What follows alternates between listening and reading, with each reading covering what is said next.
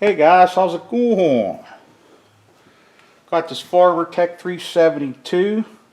Tell you what, I got this thing running pretty nice now. Seems real reliable. I'm gonna show everybody else. If you got some problems, I'm gonna show you all the little things you gotta do to make these good, reliable saws.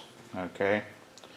This one's obviously ported. It's not gonna be the one you're gonna get out of the box. A lot of work done to this, but I'm gonna show you all the things you can do, and it's easy. Okay. Just like this. Not oiling right. Simple fix. Little duckbill valve has paint on it. I'm going to show you how you clean that. You don't have to tear nothing apart to do it. Okay. Go over air leaks. I'll go into some flywheel timing here. How you can set it, keep track of it. A little bit of math, nothing crazy. I'm going to go over. All right, carburetor issues. Okay. Now, one of the things I had to do here. Okay. You can see that. See that right here? I had to cut that boot because it says line will come up, because what would happen was when this is down in the boot like that, it would kink that because it's like nipples not at the right angle in the case. Okay. And after a while I would lose impulse. And it wouldn't be right, and that's what it was. You also have to, if you have that issue, see right here, I filed that. So this comes out of here. It's just like that. Doesn't interfere with nothing. See that? Works pretty good. Now another issue you may have is right here. You see this lever, your choke lever. Okay. Now you probably have to file this. You got to file this right here, because what would happen was, say it was like that, it would leave your choke just slightly open, not very much. It may or may not be a big issue, but that's just something to take care of. So that fits in there like that. Also got my Wolf Creek sticker. Let's see here.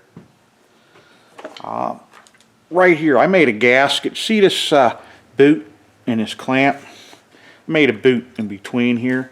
Seems to be pretty good. I know they have problems with these boots. Yeah, you can get an OEM. I understand that, but right now, I think it works pretty good.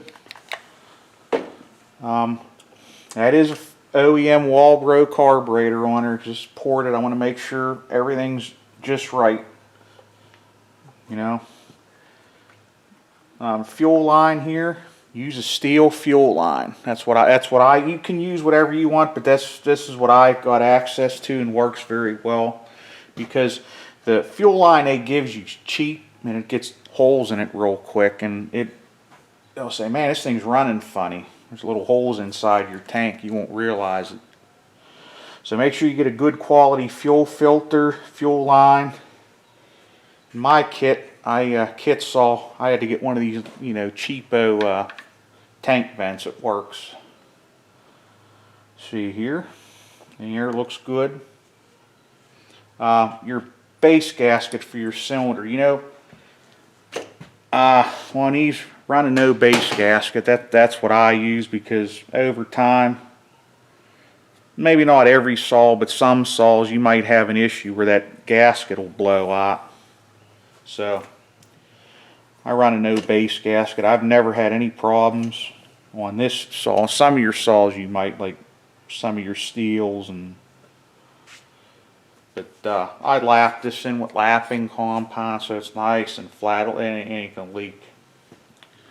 And obviously, you know, check your squish. That's for some of you non-saw builders or saw porters.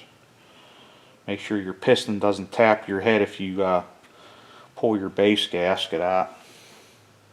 Okay. I got all those air leaks and problems fixed there. Right here, you're going to have a problem leaking right here. Okay. What I did is I found an O-ring.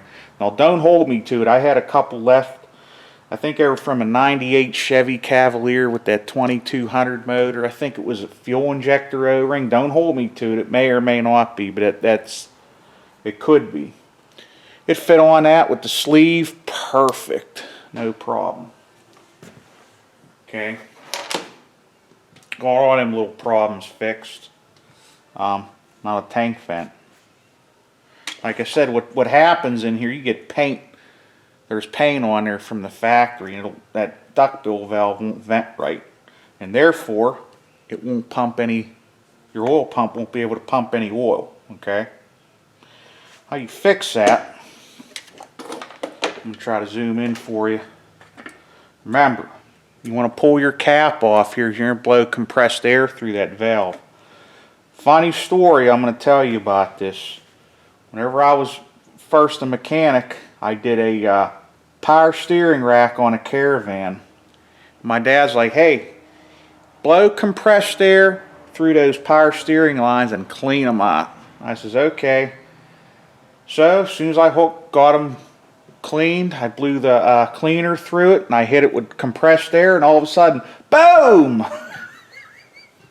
Friggin' blew the reservoir apart, you know, because I didn't take the cap off. Okay, so pull your cap off here so something doesn't happen. Then let me zoom in for you. I want to show you in there what that duckbill valve looks like.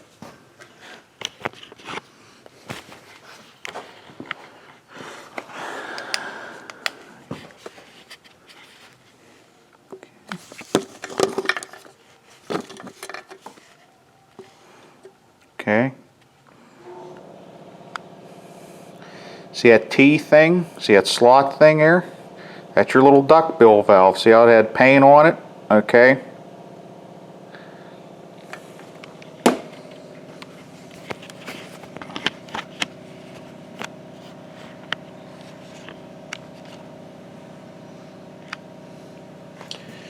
Yeah, it's your little duckbill valve in there. Okay. Now what you want to do, take some carburetor cleaner, blow through it, spray stuff in there, take your blow gun, blow in here, but make sure the cap is off, okay? You just blow in there, just keep doing it back and forth, blow compressed air, get the brake cleaner, alternate it, and that should fix your problem with it not oiling.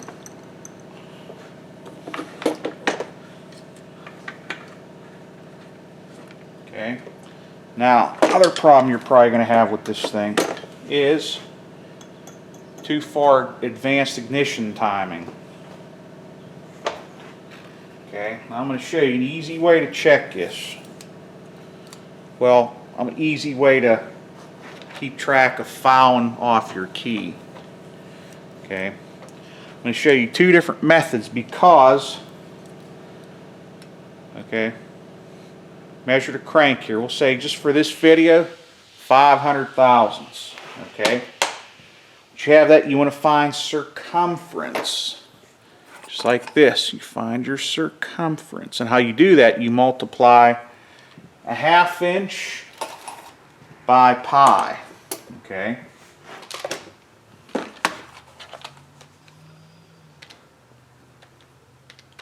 Five times 3.1415. Okay. That's 1.5 inches around that crankshaft there on that nub there. Okay. You want to divide by 360 because there's 360 degrees in a circle. So you get about 4 thousandths. Okay. So which means if you file 4 thousandths off your keyway, you're going to move 1 degree. You file 8 thousandths, you're going to get 2. 12 is going to give you 3. Okay, baby step that. Now I've had a lot of good luck with that baby stepping because if you do too much, you could overdo your timing, and you'll say, "Man, this thing's not running right." You know, it'll get a little confusing. Okay. Now another way you can do it, if you want to play around, if you have one of these timing wheels, figure this out. Figure out how many thousandths of an inch there are between each one of these. Yeah, that's pretty fun, you know. I used to think stuff like that was cool, but you'll get an idea of what I'm talking about. You have to find your diameter, then you have to multiply that by pi, which gives you your circumference, your measurement. Then you divide by pi, you divide by 360, which will give you how many thousandths of an inch per degree. Okay? Let's do this flywheel here. Okay? Just for fun. You know what it is. 4" 480. Okay? Just for this video, 4.480. Okay? You multiply by pi, 3.1415. Okay? It's 14 inches around that flywheel. Then you divide that number by 360. 39 thousandths per degree. So that means if you did what I said here, if you took 1 degree off your key here, that means you could have a pointer out here and that should move 39 thousandths. Okay? So if you do 2 degrees, that should be 80 thousandths out here. Does that make sense? Whether you advance or you retard the timing. Okay? That's something that I do, and for these 372s, I made this thing. See a pointer and figured that out with math. Okay? I go off these starter dogs. Obviously, you have to figure out top dead center. You know, get your stop, set your timing wheel at 0, and I go off. You gotta pull these off, but just for the video. And I go off right here. I use a bolt. One of the recoil bolts. And there we go. I use see how the slot is there? I use that as my marker for the timing. Works real well. So, there's a little video there. Hope this was helpful for some of you guys. You know, I enjoy making these videos. This thing runs pretty strong now. You've seen the video, I did the 28-inch bar, buried. And this thing really, really runs good now. Pretty happy with it. And yeah. Hey guys, well, next time, keep feeling the heat.